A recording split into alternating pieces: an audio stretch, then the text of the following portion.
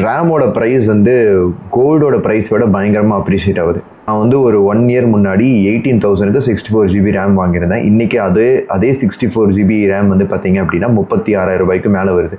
இந்த வீடியோ எதுக்கு அப்படின்னா, இந்த ப்ரைஸ் குறையுமா இல்லையா, ஃபஸ்ட்டு செகண்டு ஏன் இது இவ்வளோ ஏறிச்சு. இப்போ இந்த மாதிரியான ஒரு ஹைப்பில் வந்து நம்ம இவ்வளோ ப்ரைஸ் கொடுத்து ஒரு ப்ராடக்ட் வாங்குறோன்னா கண்டிப்பாக அது வந்து இது எனக்கு தெரிஞ்சு இது ஒரு வேல்யூ ஃபார் மணியாகவே இல்லை. We are put in a situation we have to pay. அந்த மாதிரியான நம்மளை வந்து ஒரு சுச்சுவேஷனை லாக் பண்ணி விட்டுட்டாங்க. இந்த ஏஐ பூம் வந்ததுக்கப்புறம் எஸ்பெஷலி NVIDIA இந்த சிப் மேனுஃபேக்சருங்கிறனால அவங்க மோஸ்ட்லி ப்ரிஃபர் பண்ணுறது ஹை பேண்ட்வித் மெமரி. இப்போது இந்த ஹை பேண்ட்வித் மெமரியோட ரிக்வயர்மெண்ட்டும் ஜாஸ்தி ஆகுது. பிகாஸ் NVIDIA சிப்ஸ் ப்ரொடியூஸ் பண்ணுறாங்க. Everybody wants an AI including me, local AI's. இப்போது இந்த விஷயம் நடந்துகிட்டே இருக்கும் பொழுது OpenAI வந்து ஒரு அக்ரிமெண்ட் சைன் பண்ணுறாங்க. அந்த அக்ரிமெண்ட் என்னென்னா, ஒரு மாதத்தில் we will consume 9 lakh wafers of DRAM. இந்த 9 lakhங்கிறது என்னன்னு பார்த்தீங்கன்னா, இந்த ஹோல் குளோபோட ஒரு 40% ஆஃப் த கன்சப்ஷன் அது. இப்போது இந்த ஹை பேண்ட்வித் மெமரியோட டிமாண்ட் வந்து ஸ்கை ராக்கெட்டில் இருக்குது. Many big AI companies are willing to pay. இப்போ தான் வந்து இந்த 3 கம்பெனிஸ் வராங்க, SK Hynix, சாம்சங், மைக்ரான். இப்போது இவங்க என்ன ரியலைஸ் பண்ணுறாங்க அப்படின்னா, ஸோ ரேமுக்கு பதிலாக ஹை பேண்ட்வித் மெமரி ப்ரொடியூஸ் பண்ணி விற்றா நிறையா மார்ஜின் வருதுங்கிறத ரியலைஸ் பண்ணுறாங்க. நம்ம நெக்ஸ்ட் சாப்டருக்கு போகிறதுக்கு முன்னாடி இப்போது இந்த டிரேமும் ஹை பேண்ட்வித் மெமரி எப்படி ஒர்க் ஆகுதுங்கிறது சின்னதாக பார்த்துக்கலாம். இப்போ சென்டரில் இருக்கிறது பார்த்தீங்கன்னா ப்ராசஸர், அதை சுற்றி வந்து ரேம் இருக்குது. ஸோ பார்த்தாலே உங்களுக்கு தெரியும், இங்கே கொஞ்சம் டிஸ்டன்ஸ் இருக்குது. அதை ட்ராவல் பண்ணது இதோட ஆர்கிடெக்சர். இதே வந்து இதுவே வந்து ஹை பேண்ட்வித் மெமரி ஸ்டாக்குக்கு போனோம் அப்படின்னு பார்த்தீங்கன்னா ஆல்மோஸ்ட் சேம் ஆர்கிடெக்சர் தான்.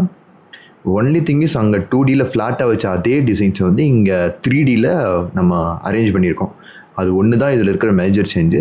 செகண்ட் வந்து பார்த்திங்கன்னா, இந்த மேனுஃபேக்சர் பண்ணுறதுல கொஞ்சம் காம்ப்ளெக்சிட்டி இருக்குது. ஏன்னா இதில் நார்மலாக இருக்கிற நிறைய வேஃபர்ஸ் தேவைப்படும். அட் த சேம் டைம் இதில் வந்து ட்ரில் ஹோல் மாதிரி இருக்கும். மேலே இருக்கிற மெமரி வந்து கீழே எப்படி லாஜிக் போர்டோட கனெக்ட் ஆகிருக்கு, லாஜிக் டேவோட எப்படி கனெக்ட் ஆகிருக்குங்கிறது.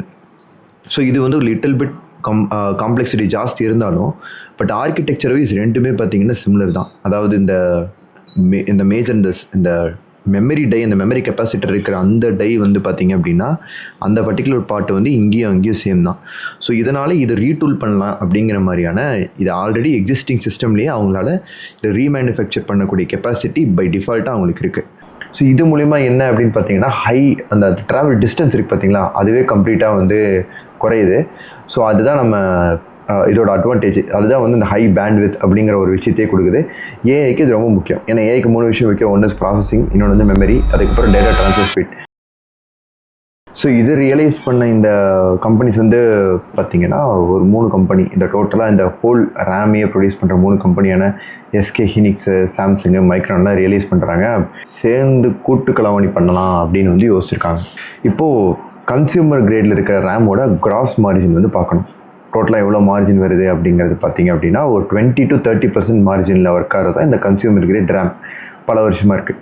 ஆனால் இந்த ஹை பேண்ட்வித் மெமரி அப்படிங்கிறவோட மார்ஜின் வந்து பார்த்திங்கன்னா above 70%. அதாவது இது கம்பேர் பண்ணும்போது ஆல்மோஸ்ட் 2 to 3 இருக்கிறனால இது of course any business want to go with higher margin prices. அதாவது ஒரு GPU ப்ரைஸில் ஆல்மோஸ்ட் 50% இந்த ரேமோட ப்ரைஸ் தான், VRAMோட ப்ரைஸ் தான். அதாவது ஹை பேண்ட்வித் மெமரியோட ப்ரைஸ். ஆனால் இது ஒரு ஃபன் ஃபேக்ட். நான் கூட என்ன நினச்சேன் அப்படின்னா, அதாவது ஒரு GPUவில் அந்த ப்ராசஸிங் பண்ணுற அந்த சிப்புக்கு தான் அதிக காசுன்னு பார்த்தா, இப்போ அப்படி இல்லாமல் அந்த ரேம் அந்த ஹை பேண்ட்வித் மெமரிக்கு மட்டும்தான் அதிக ப்ரைஸு. இப்போ ஆல்ரெடி டிமாண்ட் ஜாஸ்தி. இப்போ தான் ரியலைஸ் பண்ணுறாங்க இந்த பெரும் கூட்டு களவாணிகள் சேர்ந்து, ஓகே நம்ம வந்து மொத்தமாக சேர்ந்து நம்ம ஒரு ஸ்விட்ச் பண்ணும்பொழுது நம்மளுக்கு நிறைய ப்ராஃபிட் இருக்கும் அப்படிங்கிறத ரியலைஸ் பண்ணி ட்ரை பண்ணுவோம் அப்படிங்கிற மாதிரியான ஒரு ரியலைசேஷனுக்கு வராங்க. அப்போ இந்த 3 கம்பெனி, இந்த SK Hynixங்கிற கம்பெனி மொத்தமாக வெளியே வந்துட்டாங்க. இப்போ என்ன பண்ணுறாங்க அப்படின்னா, இந்த 3 கம்பெனிஸும் SK Hynixங்கிறவங்க மொத்தமாகவே வந்துட்டான். இப்படி மிச்சம் இருக்கிற அந்த 2 கம்பெனி, அதாவது இந்த 3 கம்பெனிஸுமே என்ன பண்ணுறாங்கன்னா, ஆஸ் வி நோ, நம்ம முன்னாடி அந்த டிசைன்ஸ் பார்த்தம்போது தெரிஞ்சிருக்கோம், அது சேம் 2D வேஃபர் தான், அது 3D ஸ்டாக்காக அரேஞ்ச் பண்ணியிருப்பாங்க. ஸோ இவங்களோட ஹோல் சிஸ்டமே ரீடூல் பண்ணுறாங்க இந்த மாதிரி 3D ஹை மெமரி பேண்ட்வித்துக்கான ஒரு மேனுஃபேக்சரிங் ஃபெசிலிட்டியாக. நெக்ஸ்ட், கன்சியூமர் பின்செட் மூமெண்ட்.